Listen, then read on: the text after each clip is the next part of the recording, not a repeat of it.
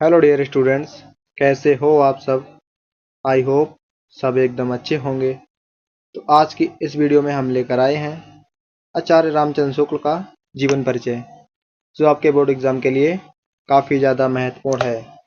तो चलिए वीडियो को शुरू करते हैं। तो सबसे पहले आपको हेडिंग डालनी होगी जीवन परिचय। उसके आगे लिखना होगा आचार्य रामचंद्र शुक्ल का जन्म सन 1884 ईस्वी में बस्ती जिले के अगोना नामक ग्राम में हुआ था। ठीक है। इनके पिता का नाम चंद्रबली शुक्ल था। FA इंटरमीडिएट में आने पर उनकी शिक्षा बीच में ही छूट गई और उन्होंने सरकारी नौकरी कर ली। ठीक है, चलिए आगे बढ़ते हैं। किंतु स्वाभिमान के कारण सरकारी नौकरी छोड़कर वे मिर्जापुर के मिशन स्कूल में चित्रकला के अध्यापक हो गए। ठीक है। स्वाध्याय से उन्होंने हिंदी, अंग्रेजी, संस्कृत, बांग्ला, उर्दू, फारसी आदि भाषाओं का अच्छा ज्ञान प्राप्त कर लिया था। ठीक है दोस्तों, चलिए आगे बढ़ते हैं। आनंद कादम्बिनी पत्रिका में उनकी रचनाएं प्रकाशित होने लगीं। फिर उन्होंने नागरी प्रचारणी सभा काशी से जुड़कर शब्द सागर के सहायक संपादक का कार्यभार संभाला और उनकी गिनती उच्च कोटि के विद्वानों में होने लगी। ठीक है, चलिए आगे बढ़ते हैं। कुछ समय पश्चात वे काशी हिंदू विश्वविद्यालय में हिंदी के अध्यापक हो गए। वहां बाबू श्याम सुंदर दास के बाद वे हिंदी विभाग के अध्यक्ष हो गए। ठीक है। शुक्ल जी ने लेखन का शुभारंभ कविता से किया था। नाटक लेखन की ओर भी उनकी रुचि रही। ठीक है दोस्तों, चलिए आगे बढ़ते हैं।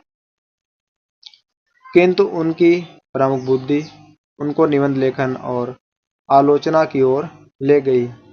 ठीक है। इन क्षेत्रों में जो उन्होंने सर्वोपरि स्थान प्राप्त किया था वह आज तक बना हुआ है। ठीक है।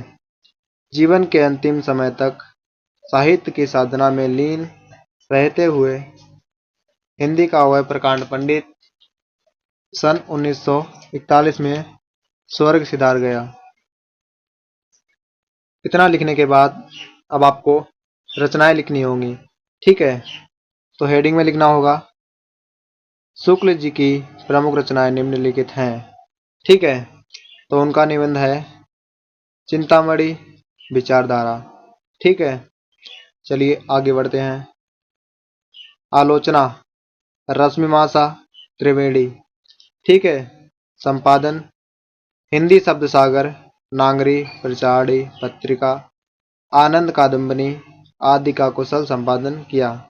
ठीक है दोस्तों, तो चलिए अब हम इनकी भाषा शैली पर एक नज़र डाल लेते हैं, क्योंकि ये भी एग्जाम में पूछी जा सकती है। अगर पूछी जाए तो आप इसे लिख सकते हैं और अगर ना पूछी जाए तो आप इसे छोड़ भी सकते हैं। ठीक है, तो चलिए हेडिंग डाल लेते हैं भाषा शैली। उसके आगे लिखना होगा शुक्ल जी की प्रमुख वर्णनात्मक, विवेचनात्मक आदि भाषा शैली है। ठीक है दोस्तों, तो कुछ इस प्रकार से रहा आचार्य रामचंद्र शुक्ल का जीवन परिचय।